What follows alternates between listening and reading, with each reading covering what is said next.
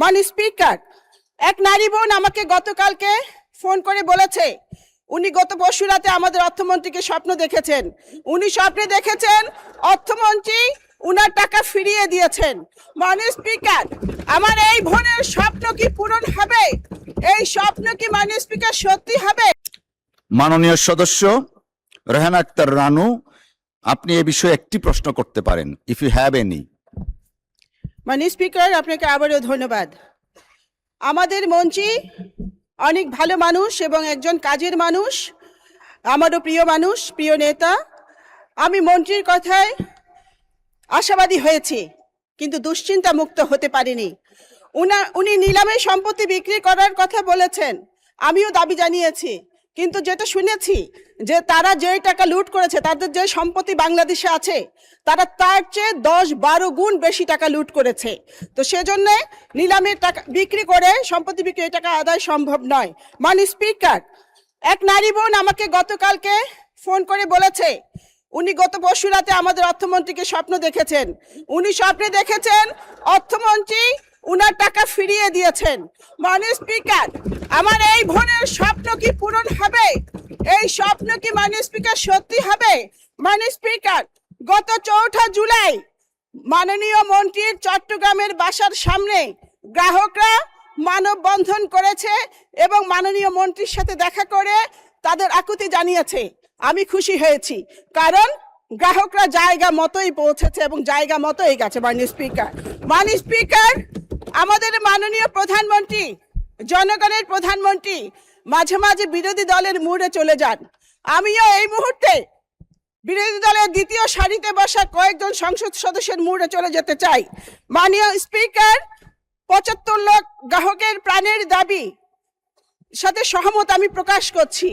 সেটি হচ্ছে, একদিকে মানুষ টাকা তোলার চিন্তায় আছে, আরেকদিকে এখানে যোগ হয়েছে হেয়ার কাট নামক এক মরণ কাট সমস্যা। মরার উপর খাড়ার গা। মাননীয় স্পিকার, আমি মাননীয় মন্ত্রীকে বিনয়ের সাথে প্রশ্ন করতে চাই। আমি জানতে চাই যে ব্যাংক ডাকাতদের ডাকাতির এবার কেন আমানতকারীদের নিতে হবে? আমানতকারীদের কি অপরাধ? আমানতকারীদের অপরাধ হচ্ছে যে তারা বিশ্বাস করে ব্যাংকে টাকা রেখেছিল। মাননীয় স্পিকার, 75 লাখ গ্রাহকের দাবির সাথে সহমত পোষণ করে আমারও দাবি, হেয়ার কাট নামক এই মরণ কাটটি প্রত্যাহার করতে হবে, প্রত্যাহার করতে হবে, প্রত্যাহার করতে হবে। বক্তব্য পরিষ্কার, যারা জনগণের টাকা লুট করেছে।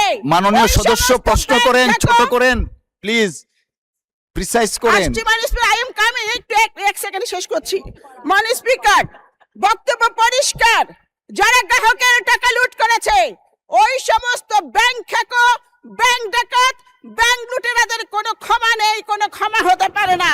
মাননীয় স্পিকার, তারা পৃথিবীর যেখানেই থাকুক ওই ফিরিয়ে এনে তাদেরকে ডিম থেরাপি দিয়ে তাদের এই টাকা আদায় করতে হবে। মাননীয় স্পিকার, মাননীয় মন্ত্রীর কাছে আমার প্রশ্ন, হেয়ার কাট নামক মরণ কাট প্রত্যাহার করে 75 লাখ গ্রাহককে স্বস্তি দেওয়ার কোন পরিকল্পনা আপনার মন্ত্রণালয়ে আছে কিনা?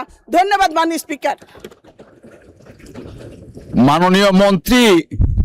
মাননীয় মন্ত্রী, আপনাকে আমরা সামনেও দেখি, স্বপ্নেও দেখি, দয়া করে উত্তরটা দেন।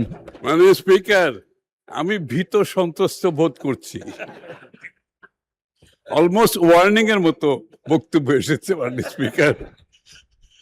মাননীয় স্পিকার, আমি আগেই বলেছি এটা একটা হৃদয় বিদারক ঘটনা ঘটেছে এবং একটি নির্বাচিত সরকারের দায়িত্ব এটার সঠিক সমাধান দেওয়া।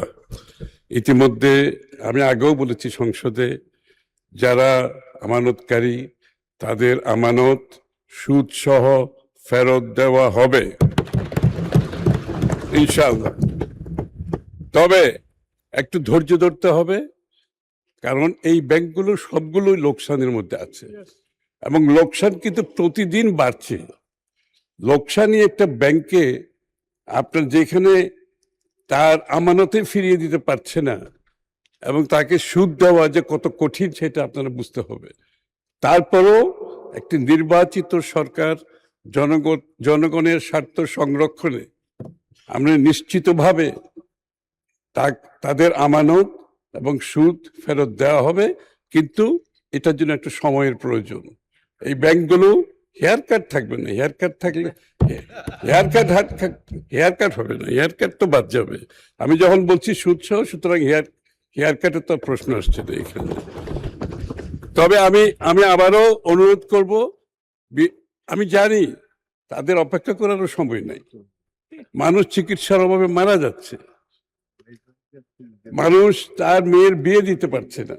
আমি প্রতিনিয়ত এই সমস্ত সমস্যার সাথে সম্মুখীন হচ্ছে, প্রতিনিয়ত।